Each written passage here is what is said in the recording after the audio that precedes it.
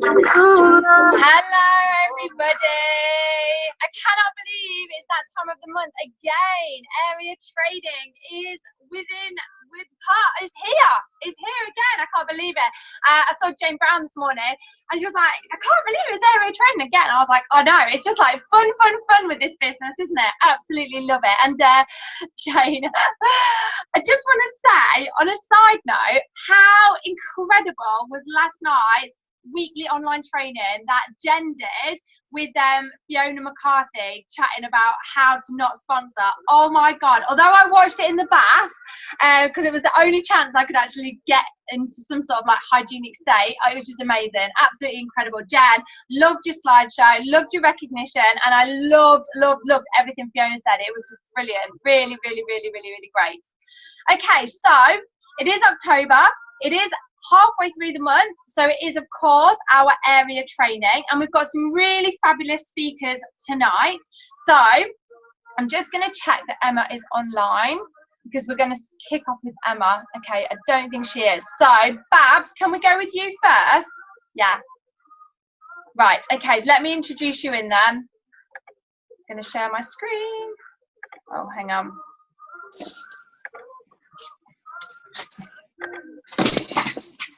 Okay, so we'll just change a bit of the agenda slightly.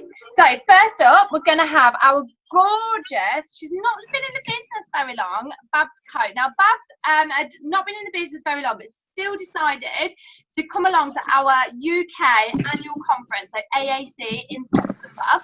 This girl has got the kindest, most generous, most giving heart. She's just an absolutely true Arbonne legend. She's beautiful. So she's going to probably talk about it, so I won't touch on too much, but many of us will know she was in a horrific car accident recently, has been found around the time of her school Ofsted inspection as well. So I'm sure she'll touch on her story. So many of us have wished her massive get well wishes because the car looked absolutely raw. It just looked awful when we saw what had happened. So without further ado, I'm going to welcome independent consultant Babs Coate.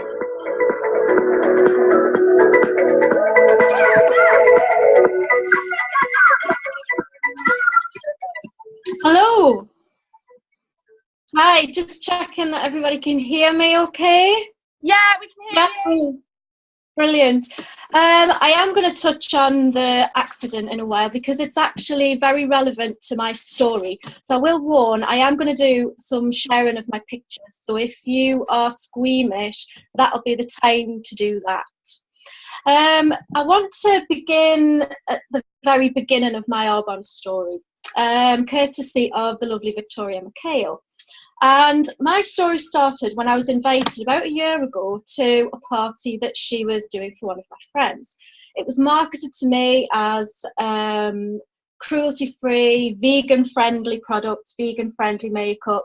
And being a lifelong vegetarian, animal lover, I've been involved in animal rights charities. I've been involved in helping to promote events, all that kind of thing. So this was something that was actually very close to my heart. And I have struggled over the years, and I had struggled to find products that fitted with my particular ethos. And whenever I would start look into a new product, I would research online, was there animal testing, what ingredients, but on the high street there wasn't an awful lot available that I really liked. So that gave me the opportunity to go along to this party and just see what it was all about. What I wasn't expecting was to be blown away quite the way that I was. I wasn't expecting to be completely struck by the ethos of the company. I wasn't expecting that. I wasn't expecting to be almost stunned into silence throughout the whole of Victoria's presentation. And I wasn't expecting to find myself thinking, hang on, Victoria, tell me that again, which obviously you don't want to do during a presentation. So I was stunned and very quiet and very thoughtful. At this point, no idea whatsoever about thinking about the business. Thinking, yeah, okay, I'd gone for a mascara. This is the one that I actually purchased. But that is what I'd gone for. I'd gone because I wanted a new mascara. I came out with a new lipstick. I came out with the CC Intelligence Cream. This is a second one, not the only one. I came away with this very icon contouring cream, and what struck me when I got home was the fact that it worked. It works. And all right, you kind of take on board that these products are designed to work. You do take that on board and you read the information and you kind of think, yeah, okay, I'll try it. I wasn't expecting it to work, and quite so obviously, and within such a very short space of time. So I was thinking, oh, the other product I got, and this has become my favourite, is this. And this has been a little bit of a saviour to me over the past couple of weeks, and I'll explain a little bit more about that later. So Victoria was there. She gave out these catalogues. Now, I did hear her say, please don't take one. Please leave them behind. But guess what Babs did? Babs pretended that she hadn't heard that. Sorry, Vic. And I just had to take this away. And it stayed hanging around my lounge, and every so often I was reading this. Again, no idea of joining the business, just interested in the whole ethos of the company. And I read all of this as I was thinking about what I was doing, what I wanted to buy. I was reading it all, and I was thinking, oh, wow, it's kind of that page. Can you see it? Yeah, with the pure, safe, beneficial. Right, time went on. I was happily using this, happily seeing results. Loving my lipstick, using my mascara, happily until I realised I was running out of this. Now, usually, all right, you go shopping. I've been to parties, Forever Living and others are available, where I've ordered products and that's kind of been it. I've used them, then that's it. I've gone somewhere else. I started to panic ever so slightly that I was running out of this. And I'd never felt that before. Panicking just a little bit that this, I needed to get in touch with Victoria quickly. Again, had no idea about joining the business. She did come round to talk to me a little bit more, and I found out a little bit more. I asked some questions, and then I decided I was going to host my party. And then just suddenly, I don't know what happened, I went from hosting a party to saying, oh, I might like to get involved in this. So that's where it all began. So Victoria signed me up. I went through the usual doubts that I think everybody's been there. She signed me up and I thought, what have I done? I can't do this. This is not for me. I'm not good enough for this. Who's going to take makeup advice off me? No, I can't do this. How do I tell her? Well, somehow I found myself at the AAC and was absolutely thrilled to be there. It was wonderful to meet so many people, and I can say some of you here tonight that I've met before, who made me feel ridiculously welcome. Again, not what I was expecting, and very genuinely welcome as well. So I thought, okay, let's see what's going to happen. And then suddenly something happened. Can you see if I share the screen? Did you see that picture? It's not up at the minute. Can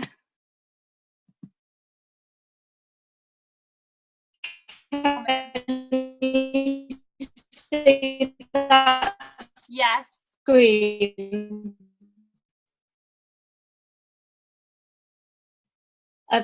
It's the picture of my car.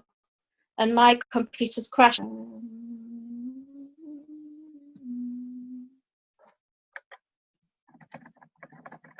Oh no.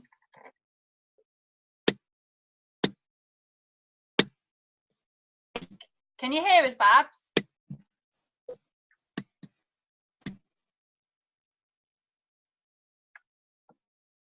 Oh, is she gone? Babs, are you still there? Hello. Hi, yeah, we could see it. Could you see it? Yeah. Okay. Well, what I wanted to do was to show that basically nearly 3 weeks, well, just over 3 weeks ago, my life just completely changed. I was driving to work and I was involved in what should have been a catastrophic car accident. I think you all had a quick glimpse of the picture of my car. I managed to lose control. I don't know how. And once I'd lost control of the car, I knew what was going to happen. I knew I was crashing into the ditch. I knew what was happening to me. The thoughts that went through my head were, this is it. This is it. So, you know, you kind of think at that point, all the silly little things that you're worrying about, the fact we'd had Ofsted the day before, you know, the fact that I was worrying about starting to save for Christmas shopping, all those stupid little things just paled into insignificance. Now, I escaped out of that car. I actually managed to climb out of the car, and I came away with just a chipped ankle. I say just chipped ankle, torn ligaments, and a bit of whiplash. Now, I was stunned to find that I was still alive, and I'm being very honest with you there, stunned.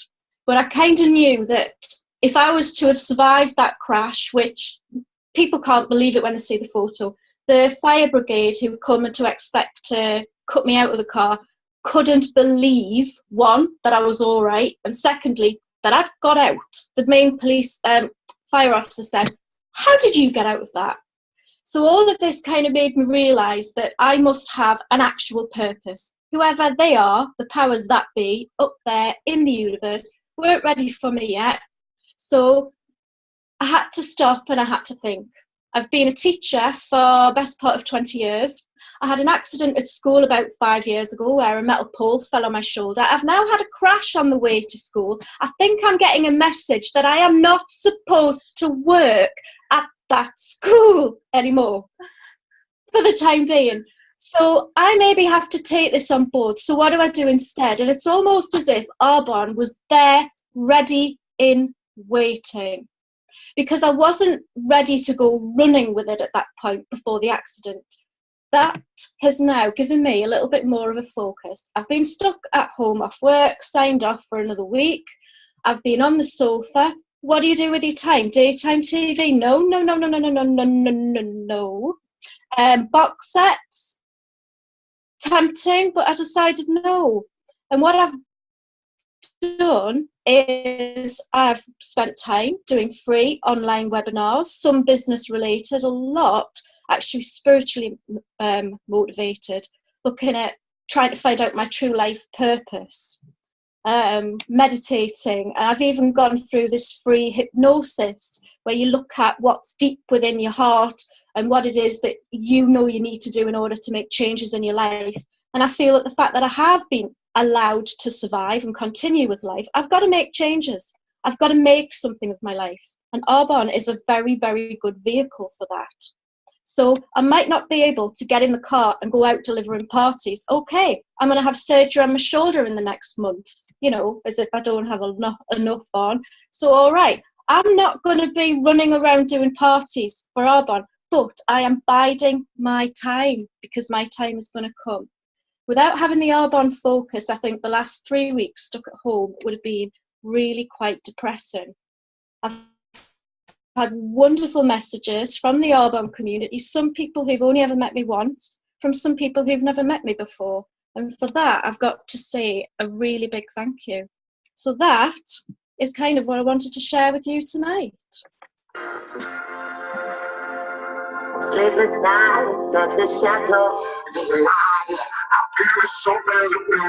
Wow, oh my God. I don't know if you've seen the chat, but everyone's like, oh my God, goosebumps, you're incredible, you're amazing, and you absolutely are, Babs. You really are like a world changer. And whatever you decide to do with all of the years that you've got left, because you're not going anywhere, I tell you that right now, you're going to do some incredible things. And, you know, I'm so glad that yours and Vic Michael's paths crossed. I really am. You're a wonderful, wonderful human being, and I'm very blessed to know you. How do you feel now that's done? Good, because I am usually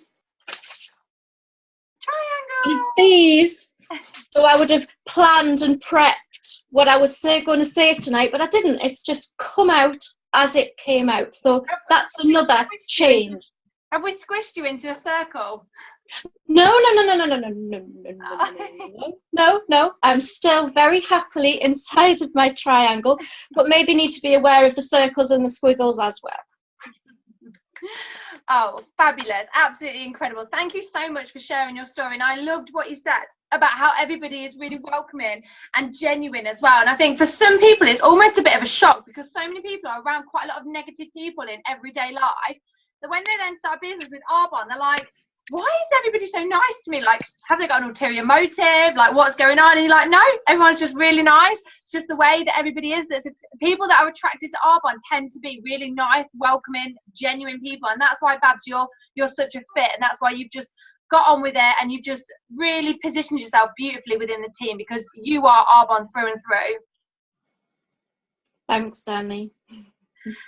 Okay, right. So next up, I'll just go back to the screen slideshow. Okay, so next up we have our very fabulous, beautiful Emma, who, as we all know, has got gorgeous little Jess. Emma works at Ragdale Hall, which is a spa local to us in Leicestershire, and she lives quite near me as well. So Emma's been in the business quite early on, along with some of us oldies, like myself and Jane and Suzanne, a few of us older ones. And Emma, when I first sat down to do a one-to-one with Emma, she totally and utterly grilled me to death, that honestly I didn't know what to say. I'd not been doing the business very long. I was terrified. I was like, oh, I don't know. She was asking me all these like ingredients questions. I was like, I don't know, Emma. I was like, but I really like the product. And so we booked for Emma to speak to Executive Regional Vice President Claire Shaw, who does know the products inside out. And as soon as Emma had all of her questions answered about the products, she was fine, and she's been running with this business ever since. So tonight, Emma is going to share with us her top beauty therapy tips for you and your clients. So please welcome District Manager Emily.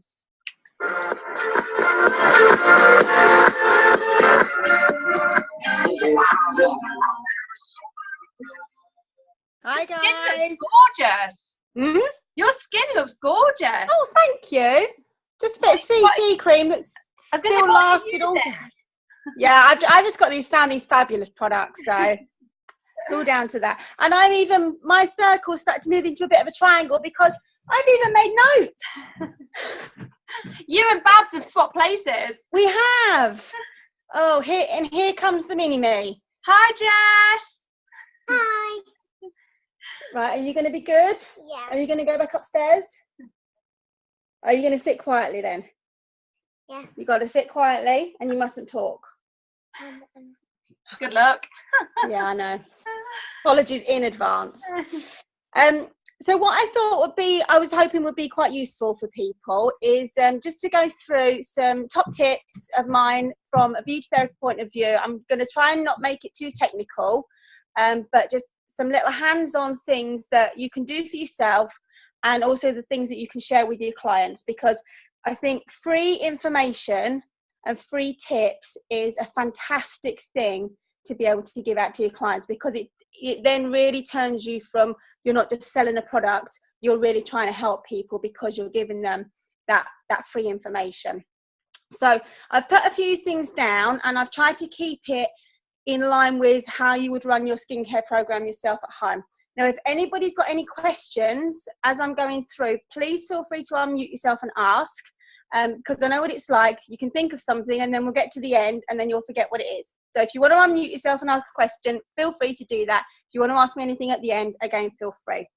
So some of these will be basic common sense. Some of them you'll know already, but hopefully you'll all take a little bit of snippet from what I've got to say. So to start with, one of the first things you're going to do when you're taking your makeup off is you're going to do your eye makeup remover. Top tip, when you're removing your eye makeup, don't rub. Yeah, you put your eye makeup remover on your cotton pad, hold it over the eye, let it do its job, let it dissolve with mascara and your eye makeup, and then wipe down and out. Don't try and rub the eye makeup off. All you're going to do is pull and stretch this delicate tissue, and you're going to give yourself wrinkles. Now, unless anybody that I know wants to give themselves wrinkles, which I really don't think they do, don't be doing that. So just apply, let it dissolve, and then wipe away. So, eye makeup remover. When you're moving your face makeup, now I've used most of the different cleansers and that.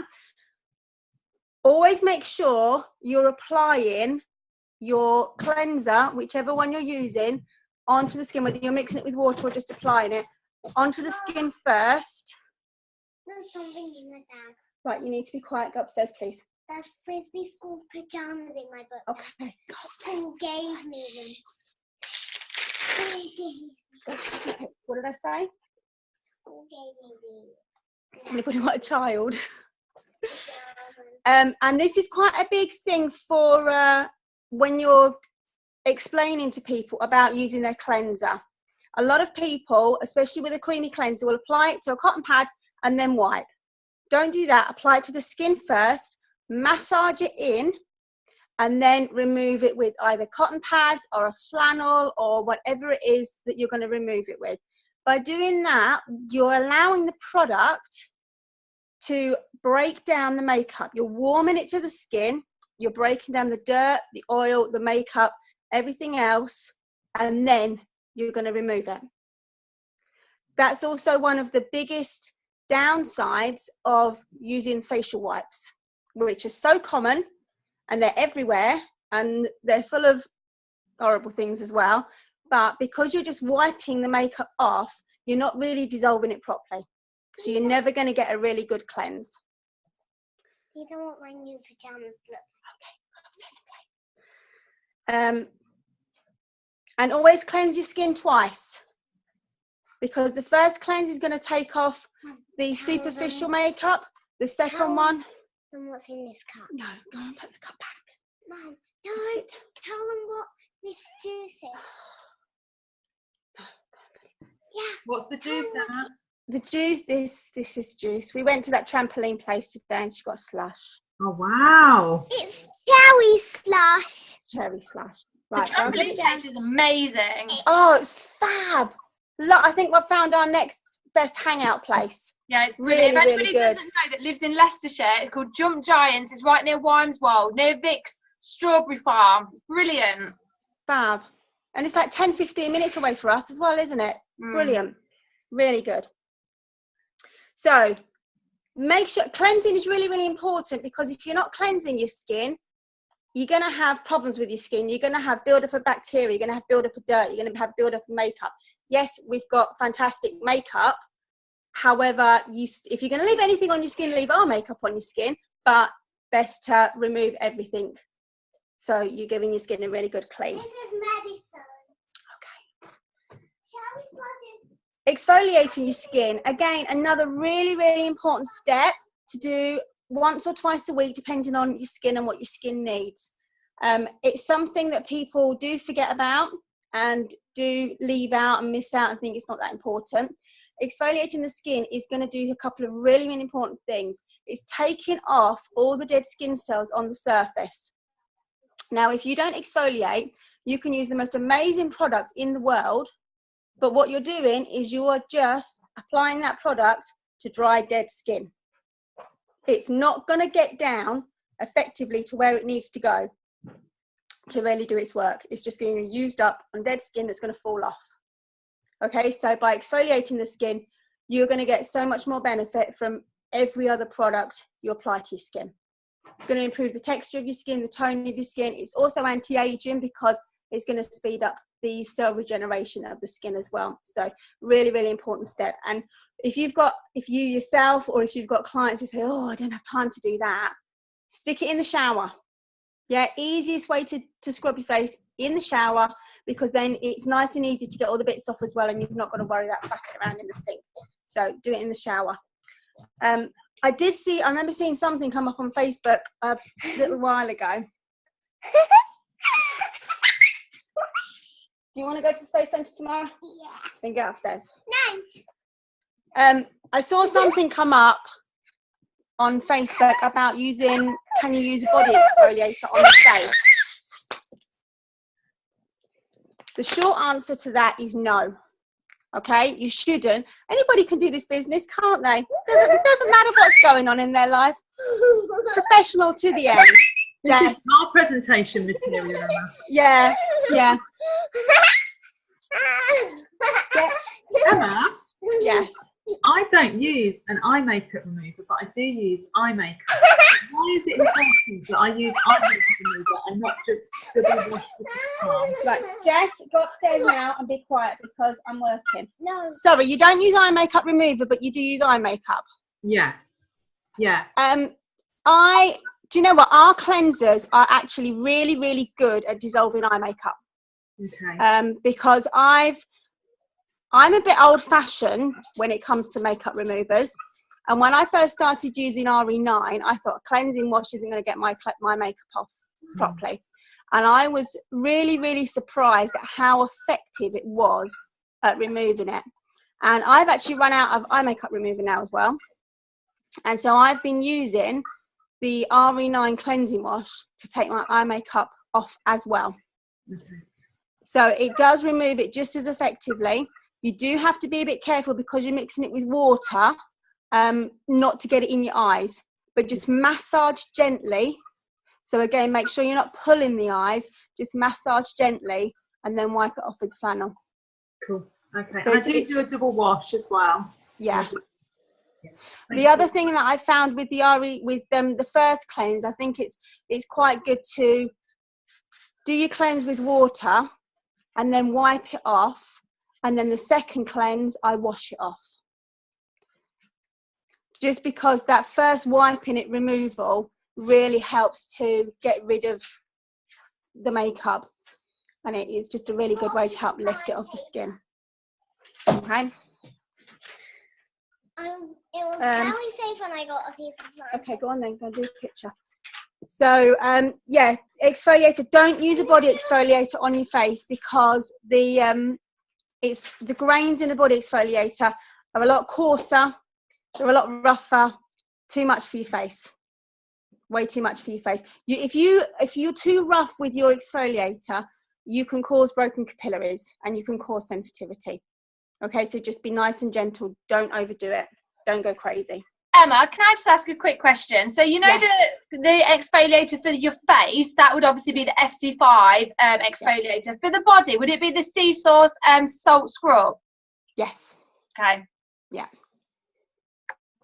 Yeah, so don't use a sea source scrub on your face. I know there was a few people, I don't think it was on one of our pages, I think it was a general page, but a few people saying, yeah, they use it on their face, and I was screaming, no, don't do that. Don't do that.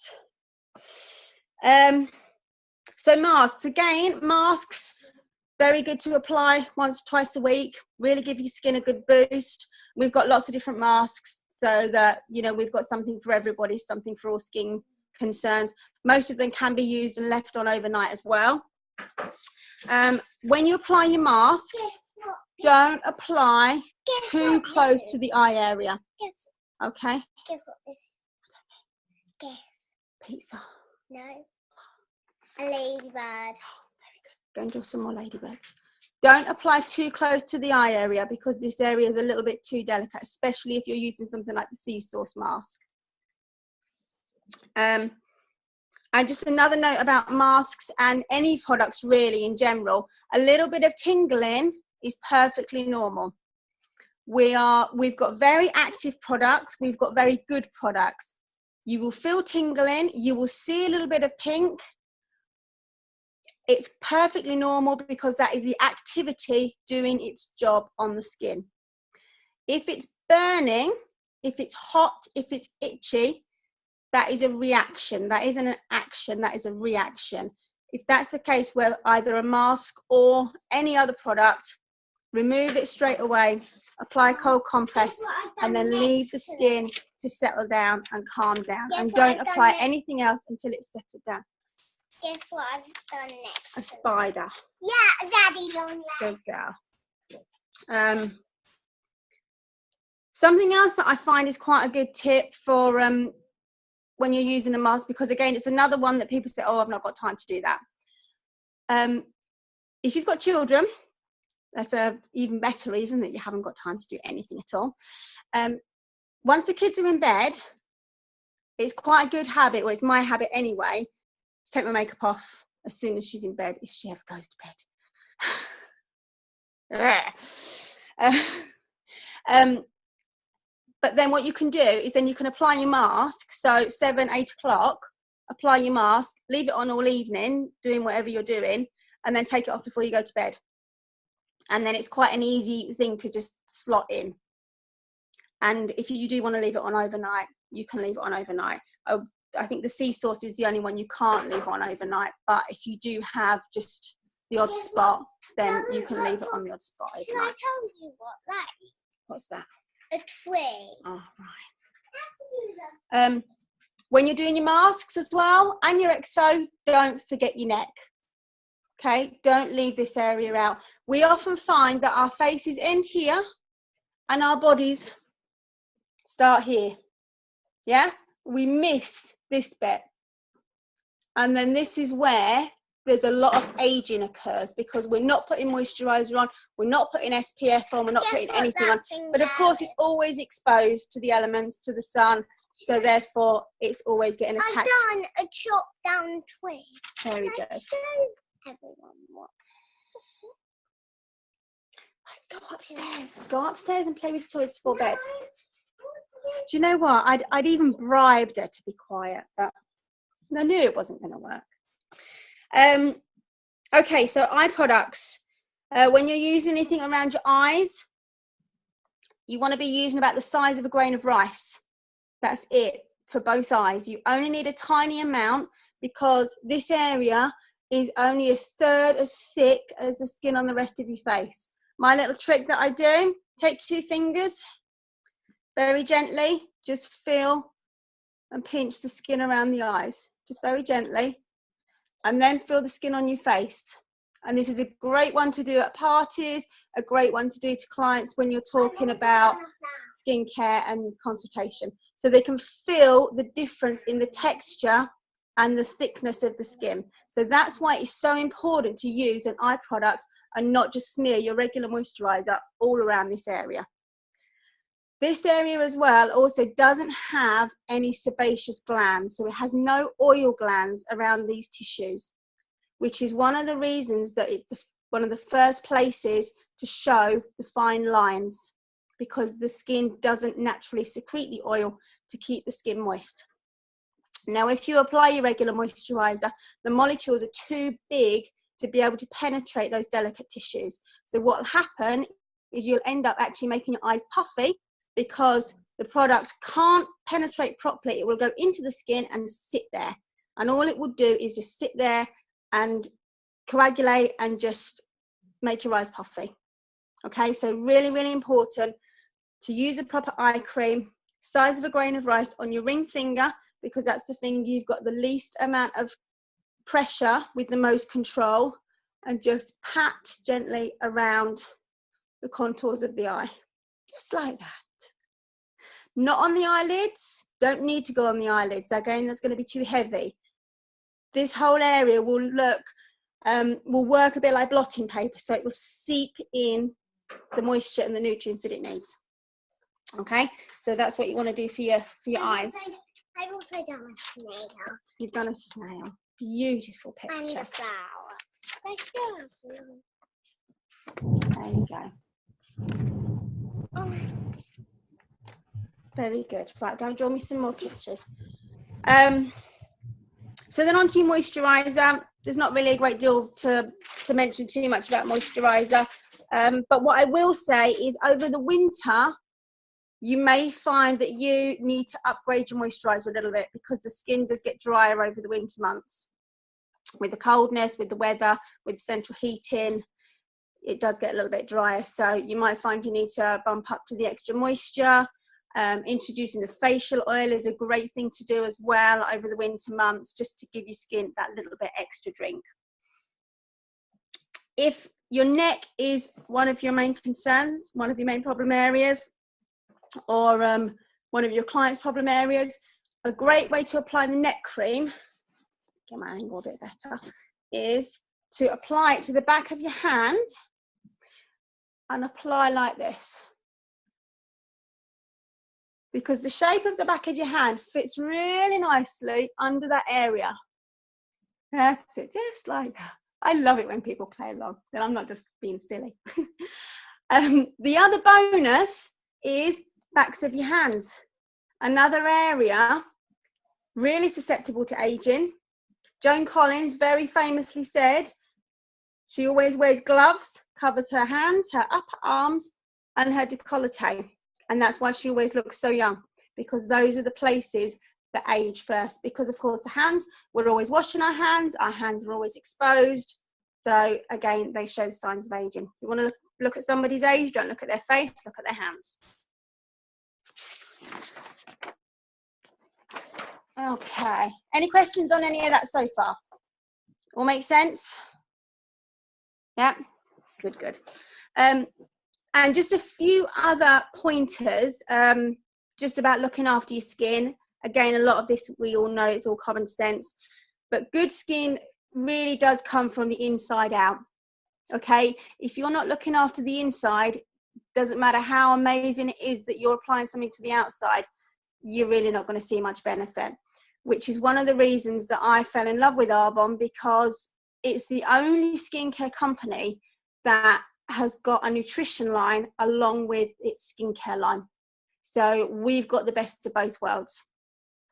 But saying that, making sure you're drinking plenty of water, a good healthy diet, plenty of fresh fruit and vegetables. We're all quite good on our nutrition, and you know, it just really does go hand in hand. Anybody who has acne, always recommend Digestion Plus. Always, always, always. Acne, one of the main causes of acne is gut health and poor gut health. So don't bother recommending Clear Future unless you're recommending Digestion Plus. If somebody's got to choose between one or the other, stick Digestion Plus first, because you're treating the cause of the problem instead of just a symptom. If you're just going to work on a symptom, you're never really going to get anywhere. So treat the cause first. The other factor with acne, which is something that is a little bit trickier for us, is hormones. So, you know, if it's a hormone related problem, then you are limited as to how much benefit you are going to be able to do. And just to go through a little bit of information on different skin types, which are things that you'll have, names you've all heard of, but sometimes it gets a little bit confusing as to exactly what things are. So dehydration and dryness, people get a little bit confused with these. So dehydrated skin means lack of water in the skin. Okay, it's lack of water. Some of the symptoms of dehydrated skin, it feels quite tight. You often get fine lines, dehydration lines, so they're not deep set wrinkles, they're very fine. Feels quite tight. Emma, can I just ask, this bit of sagging here, is that what I've got, lack of what? Because I hardly drink any water, and I'm wondering whether that will help this kind of... That will definitely help, but also what you're getting here is you need to work with the collagen on the skin, because as we get older, the other thing is we lose, as we age, we lose moisture and we lose collagen from the skin. So one of the really good ways I explain the aging process is your skin starts off like a plum.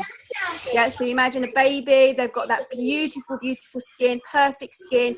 It's all lovely and smooth and shiny and pure, and it's just like a plum. As we get older, we lose moisture out of our skin. So what happens to a plum when you start to take its moisture away from it? It starts to turn into a prune. And that is basically what happens as we get old. We turn from plums to prunes. So, yeah, none of us want to turn into prunes, which is why we're always making sure that we're putting lots of moisture into the skin and putting lots of water on the inside as well. But then collagen as well is something that everything starts to head south as we age. Gravity, that's just what happens. So collagen is what you start to find when this starts going, when your eyes start drooping, eyelids and chin as well. So yeah, the lifting and contouring stuff is really, really good for that kind of thing. Beautiful. That's a child. They both have long hair. One of the other things as well, which is quite good for very good. Something else that it's also quite fun to do at parties, and then get all you guys. Am I all right for time, Danny, or do you want me to start wrapping it up? Yeah, 2 more minutes. Okay. Facial exercises, brilliant, great giggle at parties, really good to keep the muscles firm in the face as well. Yeah, so a good one for under the chin. Smile, bring the sides of the lips down, and tense this muscle. Under there. Really good for a double chin. That's it. Gets all these going. Your skin is attached to muscles, which is attached to your bones. Okay? So the bone isn't going to go anywhere, but the muscle slackens and the skin slackens.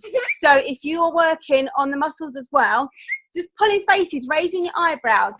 Yeah? Working these muscles. Smiling. Get your cheeks going. Right, I'm going to get cross in a minute. They're also great fun to do at parties as well. So dehydration, lack of water. Make sure you're drinking plenty of water. Dry skin is lack of oil. So that's when you get the skin is very dull. It's quite flaky. You can get rough patches, dry patches. Exfoliating is really important for a dry skin, and also not just water in the diet, but good fats, so healthy fats, avocados. I think it's time to wrap up. Oily skin, often shiny, can often be sensitive, but sensitive because of bad products that people are using, because they'll use rubbish products which will strip the oil out of the skin. And what that's going to do is that's actually going to stimulate the oil production as well. So they need to regulate it rather than stimulate it. And just a couple of other things when you're asking, when you're talking to your clients and when you're doing consultations, ask open questions so that you get a response which is an answer. So what are their areas of concern? What is their number one priority? What would they like to change? How would they like to improve their skin? Not just, are you concerned with anything on your skin? Because that's when you'll get a no. And I think that's about it. And I think I might just go and watch somebody in a minute. So I hope you found some of those things useful, some of those things that you might not have heard before, that, like I say, you can use for yourself or use with your clients as well. My pudding, guys. Thank you for that, Emma. That was fabulous. I've just got one question which we're all absolutely dying to know the answer to. What time does Jess go to bed? No, is Jess allowed to go to the Space Centre tomorrow? I don't know. Depends She on was bribed that she had to go upstairs and stay upstairs. But oh, thank you, Emma. That was fabulous. Those little nuggets, those little tips were brilliant. Thank you very much for that. yeah, no problem. Thank you, guys. Okay, right. So after that great bit of information there from Emma, we've now got, if my slideshow is going to move, there we go. Right, so next up, we've got Russ&Cal Mcdonagh. I hope that I've said that right, because I'm always so worried about getting people's names wrong. I actually spelt their surname wrong earlier on, but luckily Cal told me, so I could change it. Now, Russ came up with the title, No F-U-C-K-S Given. I'm not going to say that because there's kids on the call, but then Cal then said, or you can call it How to Stop Caring What People Think of You. So Russ and Cal are from Tamworth, and they're going to talk tonight about stopping caring what people think about you. So welcome, Cal and Russ. Evening. You hear us okay? Hi. Hello, can everyone hear us? Yeah, we can hear you. Did I say your surname right? Yeah, it sounds good. I've heard worse, to be honest, so good effort. So, what is it? How do you say it? Mcdonagh. Mcdonagh. Got it. Yeah. Got it. Mcdonagh. That's good. That's good. Okay. So we chose to do this training because over the past few years we've had our own businesses, And then obviously earlier this year we started our bond. And we found with like both of these things that you really can't care too much what people think of you, especially with network marketing, because we've noticed, and I'm sure all you guys have, that sometimes people have quite a negative view of it. So you can't really let it bog you down. And this training is based on a YouTube video which I watched by a guy called Noah Elcreek. And he's a best-selling author, and also he does lots of self-development videos. And this particular one was actually about overcoming social anxiety. But a big part of that is to stop worrying what people think of you. Because when you don't fear somebody's opinion of you, then the social anxiety decreases. So the original video was about 50 minutes long. So we picked out 3 key elements. So not here all night, but we've actually thought it's quite like a deep subject for a Monday night. Yeah, it is. For a Monday night. So apologies about that. But if you do if you do suffer from social anxiety, then it's a really good video to watch. So it's quite interesting, but as I said, it's quite in depth, so we haven't been able to really go into it, but we've just picked out the 3 main points. So I'll pass you over to Russ, who's going to go for the first one. Okay, number 1, guys. The title of number 1 is Other People's Negative Opinions Don't Actually Impact Us. It's whether we believe them to be true that makes us suffer.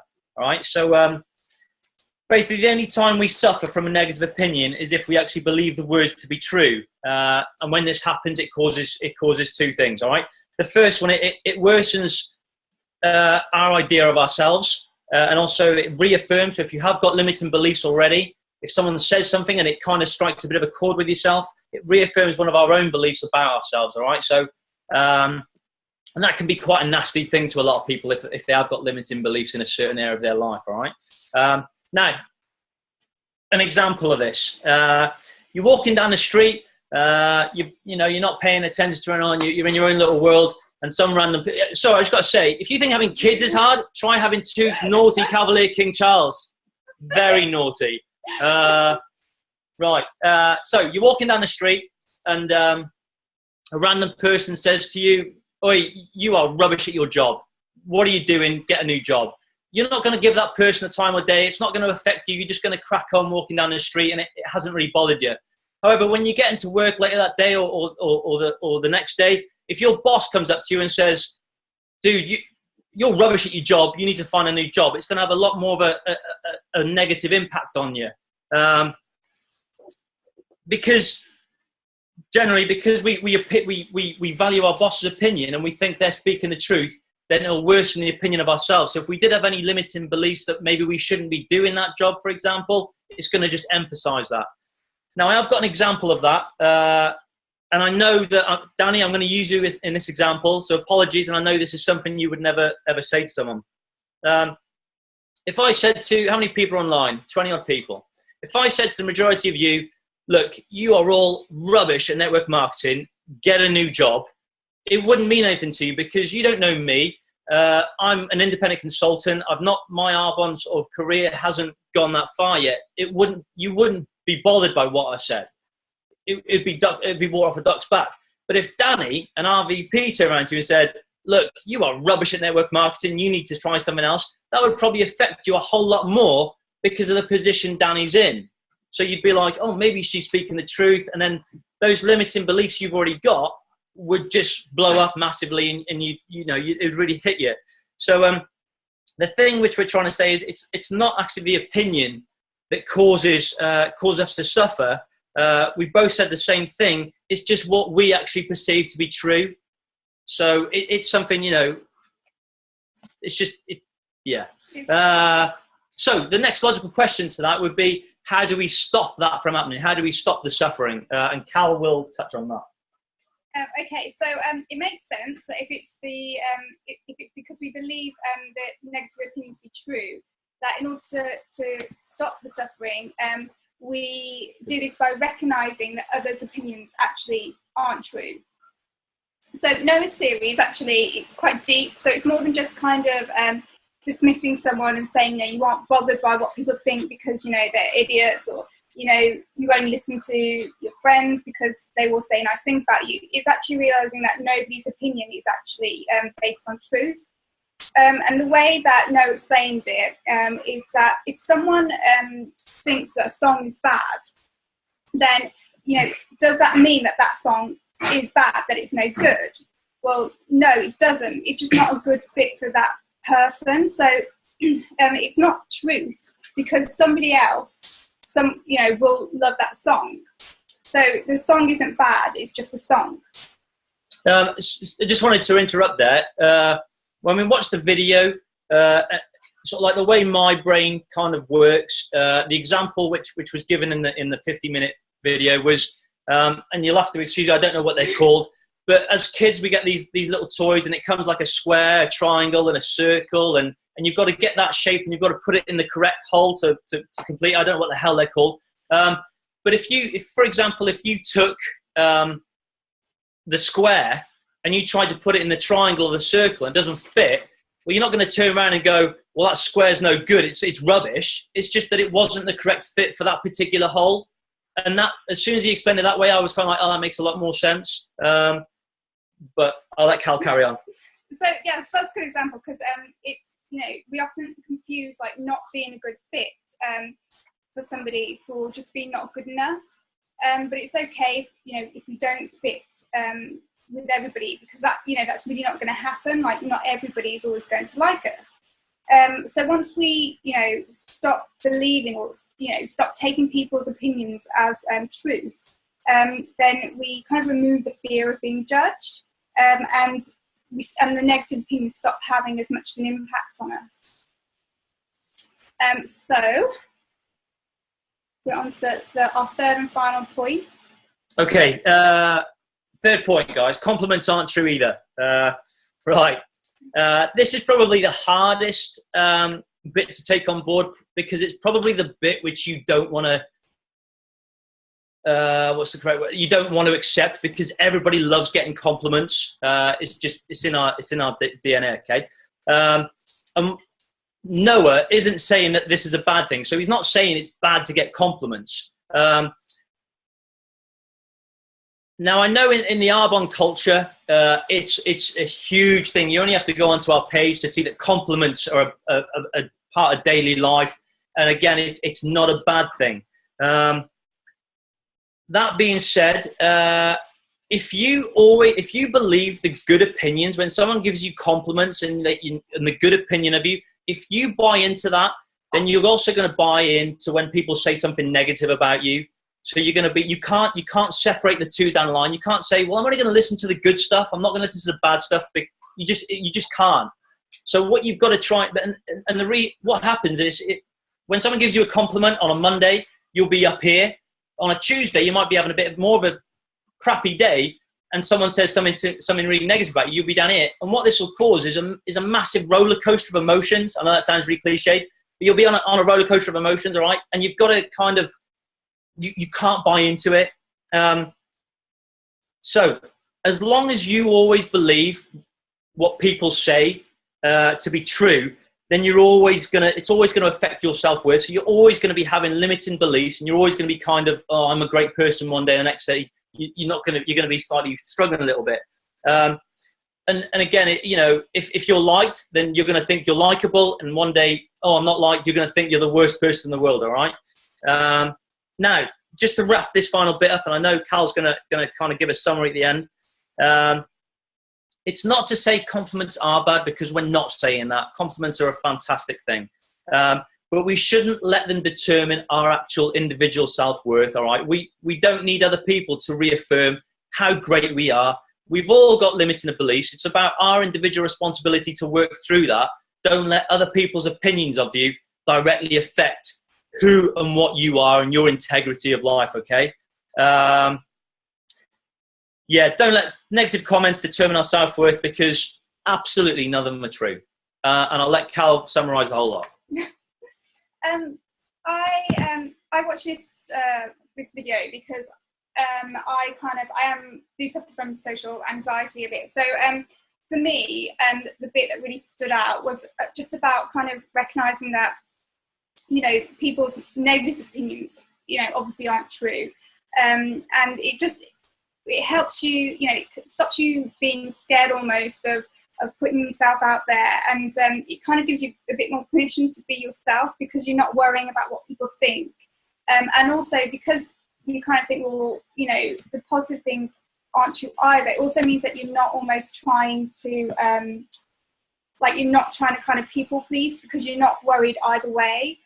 So that's kind of really resonated with me. So I just wanted to share it with people, really, in case it helped somebody. Yeah. That's that. Yeah, that's it.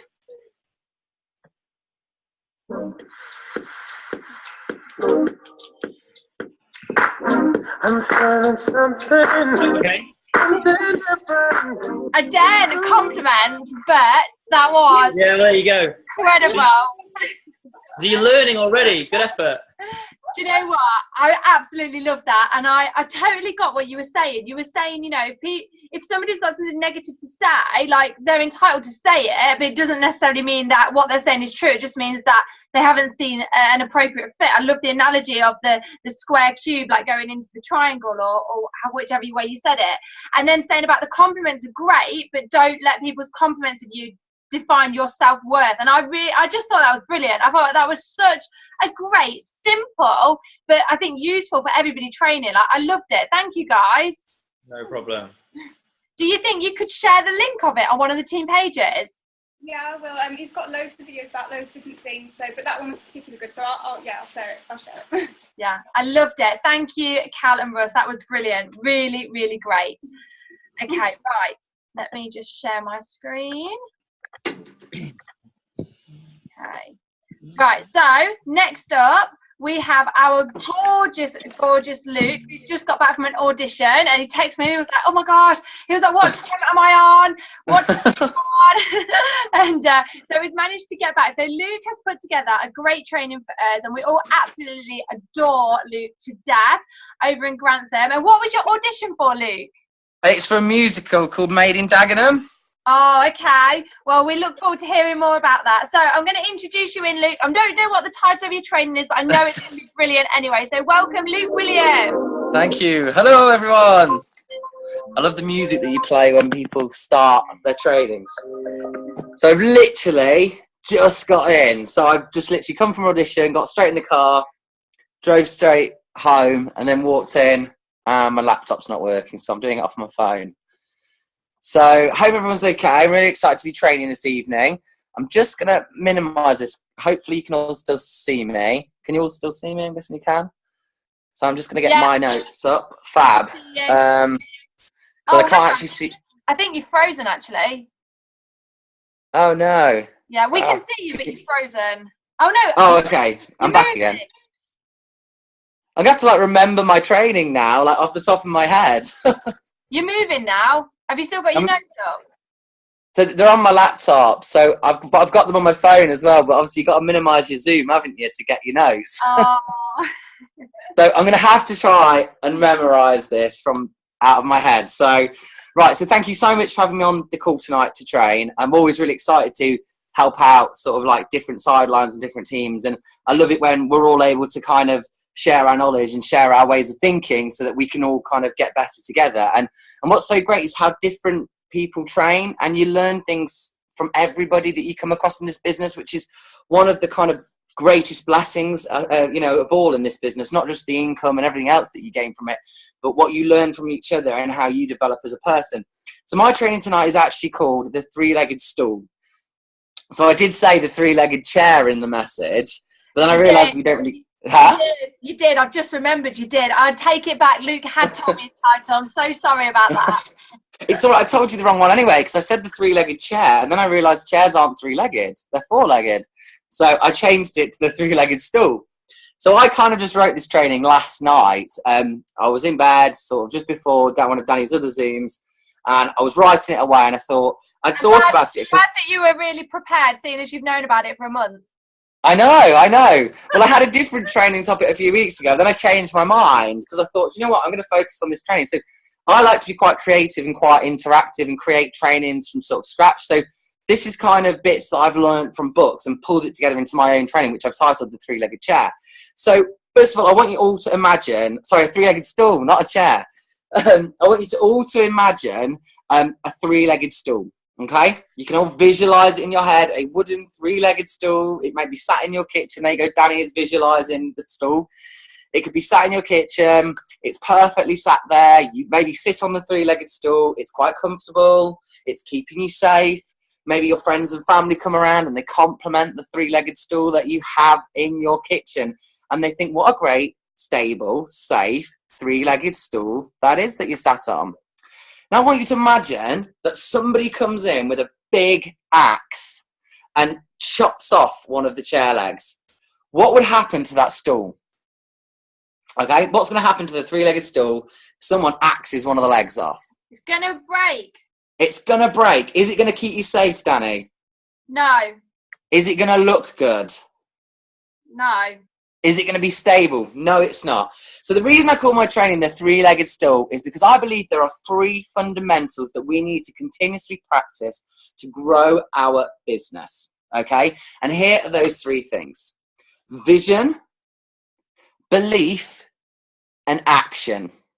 They are the three fundamental things we need to be successful in this business, and in fact any business. Okay, so I want you to see each leg of the stool as vision, belief, and action. Each represent a leg, and they're wooden at the moment. Okay, now the axe is something that we're going to have to deal with every day. And do you know what that axe is? That axe is fear. The reality is, the reason we don't move forward in our business a lot of the time is because we are fearful of moving forward. There's lots of things that get in our way. So do we all know what like fear stands for? Fear basically stands for false evidence appearing real. We are all born as babies, and the only fear we are born with is the fear of being dropped. We actually don't get born with other fears. We create and we learn how to be fearful of things throughout our whole life. So our parents give us a third of our personalities, our grandparents give us the other third, and then everyone else and all the other external factors give us the other third. So like the news, the radio, your friends, gossip, getting involved with wrong situations, they all influence us, become the person that we are. And then we grow and we become fearful of things. So we start to fear maybe spiders, we fear snakes, we fear heights, we start to then fear public speaking, we fear kind of stepping out of our comfort zone. And what we do is we gradually kind of close this circle around us, and we have this circle of comfort, and then everything outside of that, so it could be these things that you're scared of, so things like public speaking, singing, dancing, whatever, they sit outside that circle of kind of influence, is what I like to call. And the problem is, right, with fear, it can really cripple and it can really paralyze your business. So you've got to start working on your fears.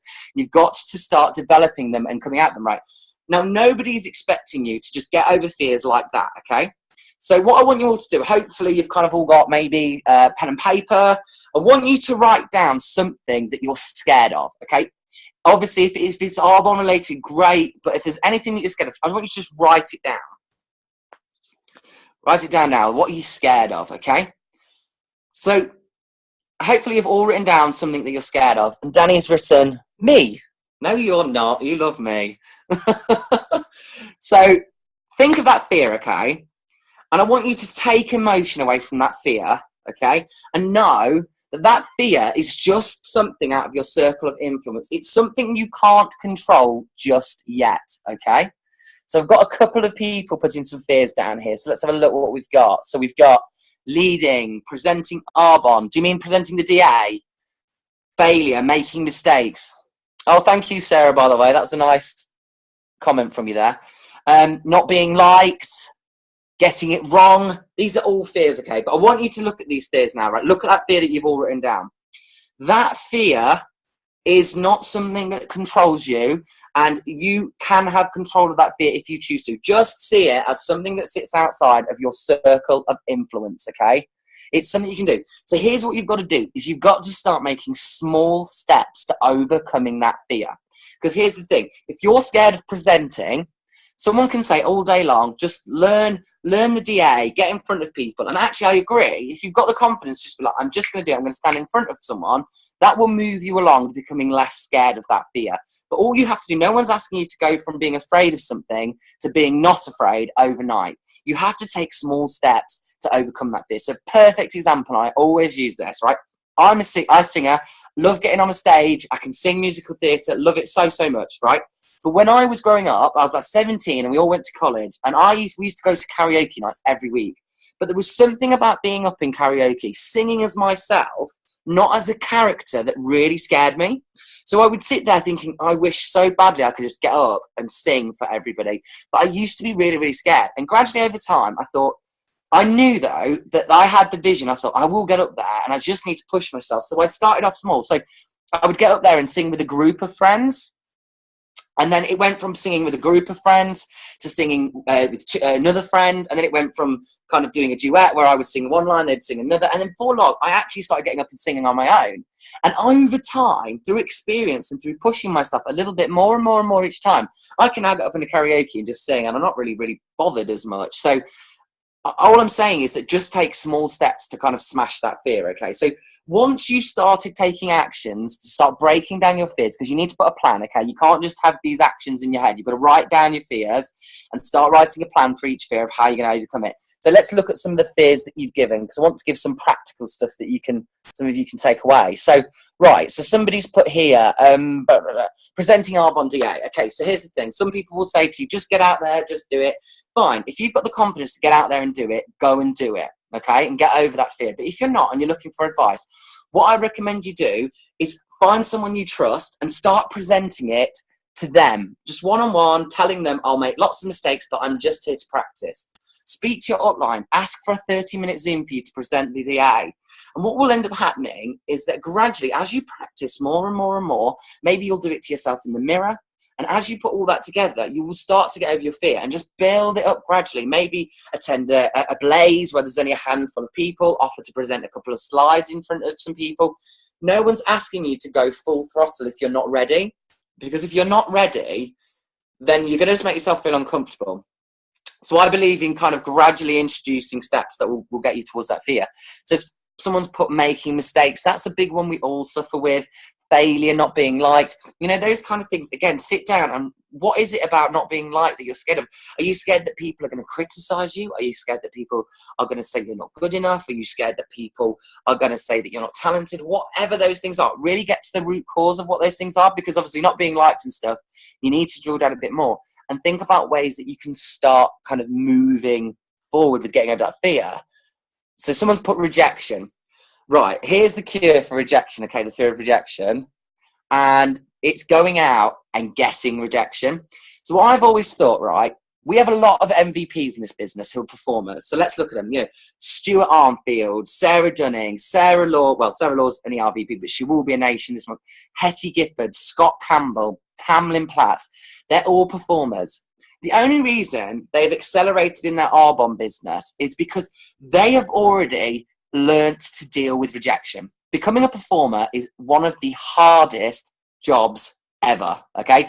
It is harder than network marketing, okay? So all they've done is banked a certain amount of sort of like skills and rejection and all those other things that actually a lot of us it's new for us when we start our Arbonne business. They've just already gone through that, and I always believe that is why they was able to get there quite fast, Nicola Wills. But don't worry, because we all come in to this business with a different, amount of banked skills. So don't worry, you can get there. So with rejection, you need to go out and find rejection. And I know that's a really weird thing to do. And the only way you can do that is go out there, speak to people about the business and start looking for a yes or a no. And if it's a no, learn to sort of like take the emotion out of the no. It's a no, it's fine. All I'm looking for is an outcome. This is what Cecilia Stoll, #1 earner in Arbonne, says. It doesn't matter whether they say yes or no. I know we all want a yes, but we're just looking to move people from the blank column into the yes column or into the no column. Think of it like that. It's a yes, it's a no, that's fine, let's move on.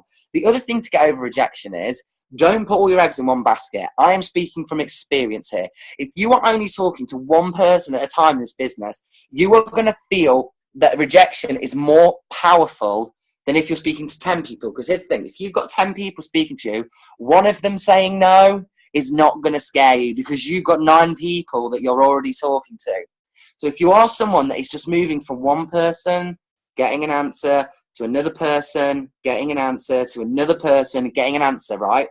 That is going to scare you, because you're holding all your energy and putting all your kind of emotion into that one person. So you've got to start getting more and more people to talk to at once. And then one person saying no doesn't seem so bad, because you've got 9 more in the bank that you're still trying to speak to about the business. It will take the fear away. So really sit down, work out your fears, and work out a plan to slowly move towards it. If you need help, get in touch with an upline, get in touch with the sideline, have a Zoom, talk together about how you're going to overcome the fears. Now, this leads to my point about the chair, okay?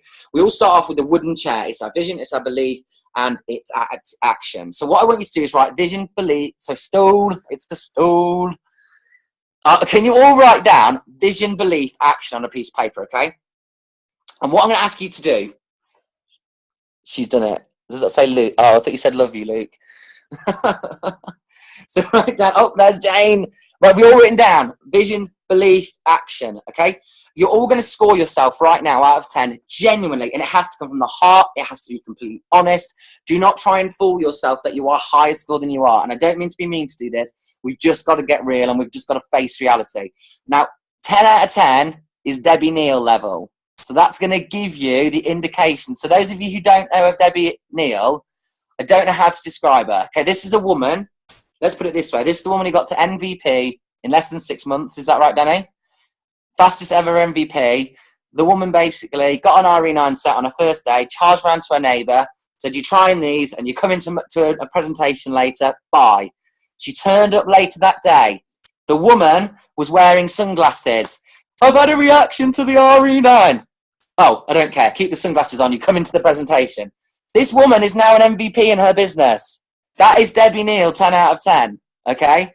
And that's the thumbnail that I'm sure loads of us are scared of, okay? That is the powerhouse. So score yourself out of 10, okay? You've got to know where you need to put your energies first, okay? Because you've got to start by building them. So this is what I want to say. If you're scoring yourself less than a 4 in any of these areas, you need to be putting plans to build this, okay? Because here's the thing. This is the bit I've got to remember now. With that, you can have lots of vision, and you can say, I'm going to be an MVP, I'm going to be sipping cocktails, and we can all joke with each other. We're like, oh, I can't wait till we're sat on the beach drinking cocktails. It's going to be lovely. But without belief in yourself and without taking the right action, it's still all a dream, okay? And the same goes for the other combinations. You may have lots of belief in yourself and think, I can do this.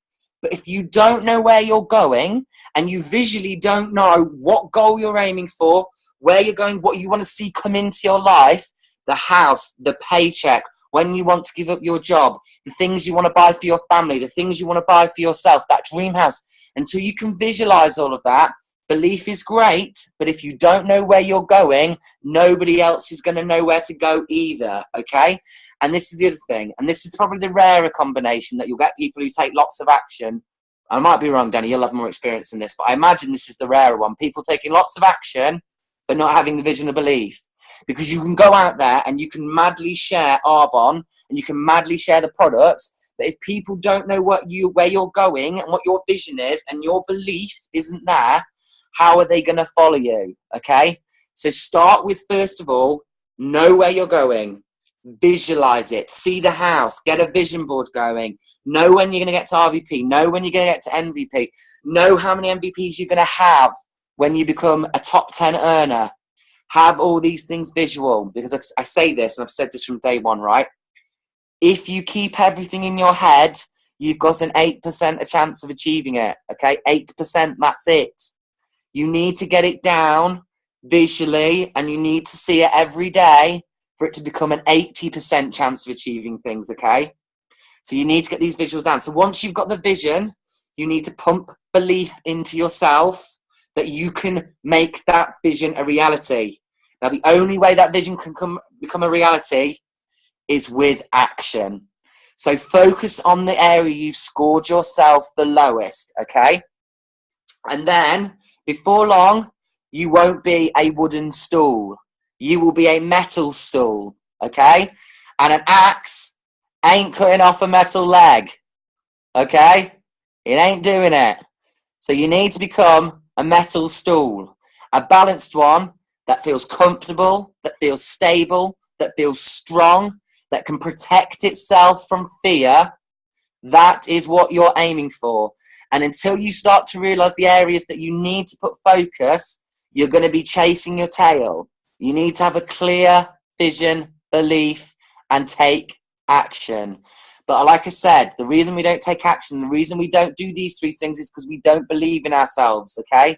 Someone put on here, I'm scared of looking silly. I don't like being rejected. There was others, but these are things that will affect your vision, will affect your belief. Get rid of them now, or you're not going to move forward with your vision and belief, okay? Get rid of them. Get a partner, get a buddy, get an accountability buddy, and get rid of them. Danny, how long have I got left, or have I gone over? Just a couple of minutes, is that okay?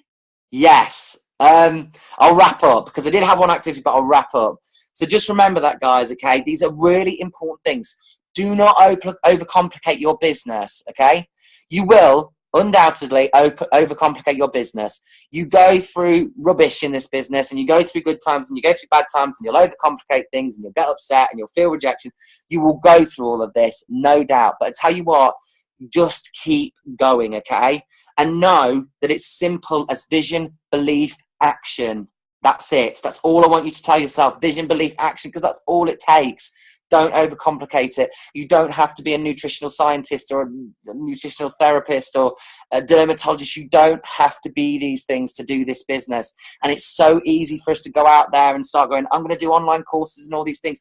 If that's what you want to do, great. But don't do it because you think it's the thing that's going to make your business change. It won't. Okay? A makeup course is not going to get you to MVP.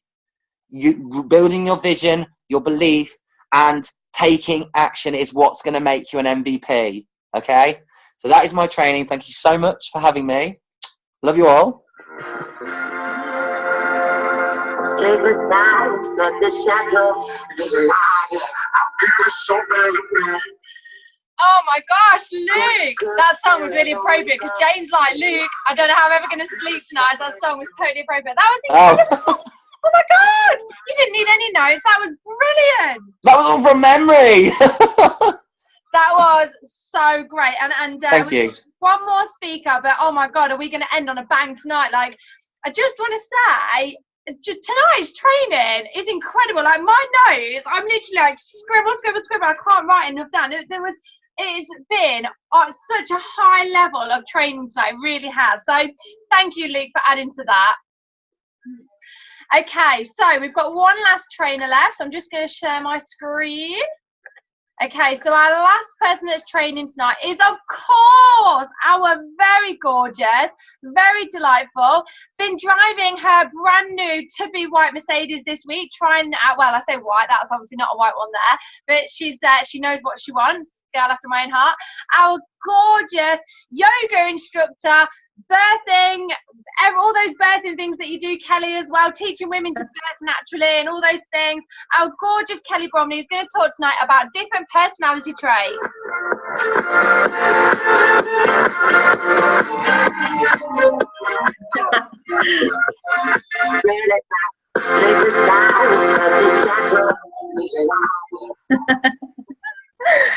Thank you. What an amazing introduction. Oh my God, thank you so much. I feel very special and honoured to be invited on this call this evening to do a little bit of training.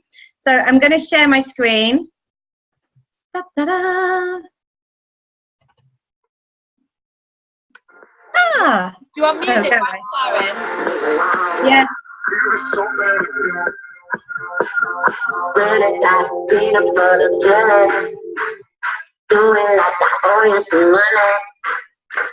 It's slow. I can't play the music for too long because YouTube gets really antsy when you try and load recordings and it's got too much music on that doesn't belong to you. Does it? Well, yeah, that's no good. it's like copyright or something. Doesn't like it. Really? So it throws a hissy fit. Well, we don't want that to happen, do we? Ta-da! Can you all see? Yeah. Okay. Right. This evening, I'm going to talk to you about a little personality test, which is called the Dope Bird Personality Test. So it's a little bit of fun, and it also helps you try and understand the sort of person that you are, the type of personality that you are, and also what sort of personality your prospects may be, who you may be prospecting. So I'm going to take you through this. It's a little bit of fun as well, okay? So I just wanted to have a little bit of fun this evening. So here we go, the Dope Bird Personality Test. So why do a personality test? Are you tired of not understanding how others think and act? Do you feel like your emotions are all over the place? Are you confused about what comes next in your life? Not confident to strike up a random conversation? You can learn how to secure relationships, regain control of your emotions, spot future pitfalls, and never ever let small talk scare you again. So the Dope Bird Personality Test will help you peek inside for what matters the most. You will grow your self-confidence and motivation by understanding yourself and those around you. Am I sending it to you yet? Follow this link, which I will post up afterwards, to take the free personality test for yourself. I've already done it, and I think I would highly recommend that you all do it too. So try it for yourself. Throughout my training, I would like you to have a little think which bird you might be, and also your friends around you as well. You'll be able to picture them as you're hearing about all the descriptions. You'll be like, oh yeah, definitely. So you'll be able to know who's who. I know which one I am. I didn't even need to do the test. I knew which one I was instantly. It's a bit of fun. It can also highlight areas though that you feel you may need to strengthen or that you may possibly need to tone down. Okay, so here we go. The dove. So I'm going to do sound effects as well. So the dove, we're going to go, ooh, ooh. Okay, so that's the dove. The dove is the harmony seeker. Kelly, yeah. Sorry to interrupt, but Ian's here, and Ian just wants to add his take on the dove. Oh, go on, let's have it. Let's hear it. That's better than my dove. I love it. Ooh, ooh. So the dove, the peaceful dove, low assertiveness and high emotionality. The dove is people orientated, loyal, friendly, hardworking, and a great team player.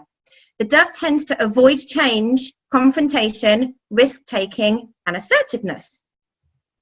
Your general strengths as a dove: you are supportive, respectful, dependable, agreeable, and willing to do what it takes to make things work. Your general weaknesses: you tend to conform, you can be unsure, you are sometimes too dependent on others and have a tendency towards awkwardness and are sometimes pliable around those with greater influences. The eagle.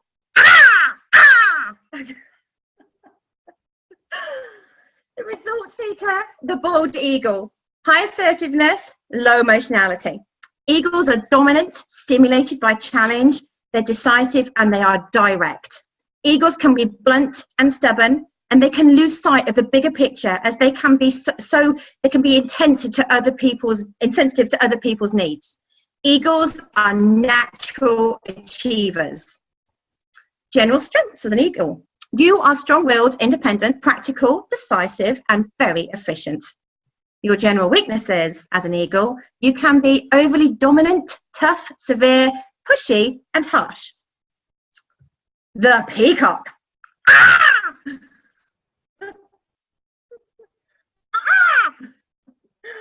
So, me! This is me, I'm a peacock. Always wiggle, it makes you feel good. Just a little added little tip there. Always do it. So the showy peacock, the excitement seeker, high assertiveness, high emotionality. The peacock loves talking, being the center of attention, has a wealth of passion, is highly enthusiastic, and is generally optimistic. Peacocks can be accused of talking too much and tend to lag in the ability to deal with detail and time management. We also love a selfie as peacocks, as you can see. We love a bit of a selfie and any opportunity to party as well. This is the general peacock. So general strengths as a peacock: you are enthusiastic, you are ambitious, you are passionate, you are optimistic, you are dramatic, you are friendly, and you are stimulating. General weaknesses. Should we gloss over this one? You can be overly excitable, seemingly manipulative, somewhat egotistical, and sometimes undisciplined. Moving on. So the owl is next. The owl is the detail seeker, the wise owl, low assertiveness and low emotionality. The owl is logical, mathematically minded, methodical, and sometimes can be seen as a perfectionist. The owl can be slow to make a decision and inflexible if rules and logic says otherwise. Owls are not big risk takers, but they love the detail. The general strengths as an owl: you are industrious, orderly, exacting, persistent, and usually serious. You probably wouldn't like my training. Your general weaknesses: you can be overly critical, generally indecisive, sometimes stuffy, over picky, and sometimes oppressively moralistic. So which bird are you? Are you the eagle, the bold eagle? Are you the harmony-seeking dove? Are you the showy peacock, or are you the wise old owl? You decide, share it with your team, and have a think about who the rest of your team might be as well. So you can do the free bird test, the dope bird personality test online, and it's really simple, it's really easy. You just answer 20 questions and it just tells you which personality type you are. So there we go. So that was the end of my presentation.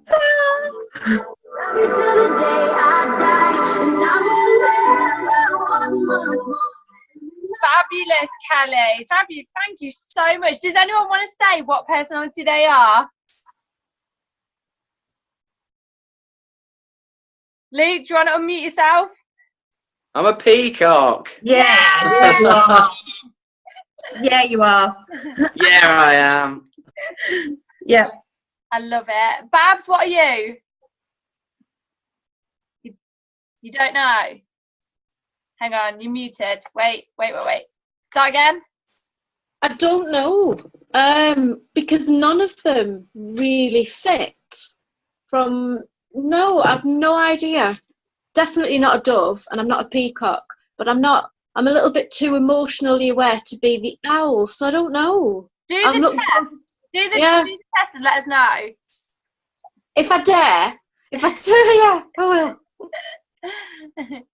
Emma, do you know what you are? I think I'm a bit of a cross between a dove and a peacock. A pea dove. Pea dove. I love it. Pea diddy. Or a dovecock. A dovecock. I love it. A dovecock. A dovecock. A pea dove. Yeah, I think I know somebody who's probably a peacock. A pea dove. A pea dog. Oh, God. A peacock. I love it. Oh, and just seeing who else has got the camera on. Kat, do you know what you are? Hang on. Kat, do you know what you are? I've forgotten. Which one? I think I can't remember. Are you a peacock like Kelly? No, probably not a peacock. I think I can't remember which one it was now. We'll have to all do the test and then let each other know what we think we all are. Yeah. Cal, do you know what you are? Or do you know what you are, and do you know what Russ is? Hang on, let me unmute you. There you go. I think I'm a bit of a crossbreed. I'm a dove crossed with an owl, I think. And then Russ is probably an eagle. Probably an eagle. Maybe. Sorry, what did you say? Is he there listening? Yeah. Oh, this has been great. Stacey, did you and your team hear all the birds? Did you guys hear all the birds that Kelly said? We had some of them, but we've got a to-be consultant joining after tonight, so that's quite great from Dee's team. So it's the wonderful, do you want to introduce her? It's the wonderful Shannon. Hi, lovely. It's the wonderful Shannon. She's one of the mums at my children's centre, and she's got 3 children, and she's absolutely gorgeous and a brilliant mum. So, team Shannon. Can they see her? Yeah. There you go. Right. So I think these are now, and Dee said I'm a peacock. Yeah, Stacey, you're definitely a peacock, geez. Do you know what? I didn't even hear you say it, but I saw the picture and I knew that was her. And I said these are now, definitely, but we haven't figured out Amanda yet. Yeah, I reckon Dee is an owl. Really wise, got lots of wisdom. Yeah. Oh, thank you. Yeah. Don't say old though, will you? No. Okay, right. Okay, everybody. So I'm going to wrap up tonight's area training. It has been absolutely brilliant. I'm just going to share my screen just to thank all of our brilliant, brilliant speakers. Let me get back to a good song again. Where's that peanut butter and jelly? That was a good one. Okay, so I just want to say a massive thank you to District Manager Emily. Coach, wherever we go. A massive thank you to independent consultant Babs Coates.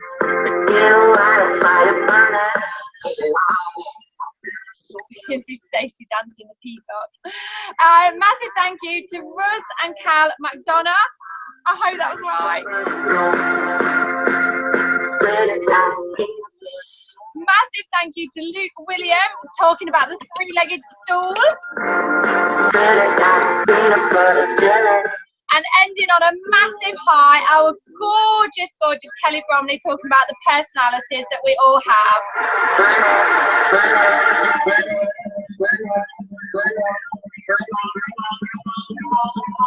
Thank you, everybody, for getting on tonight's call. It's been brilliant, as per usual. See you all next month.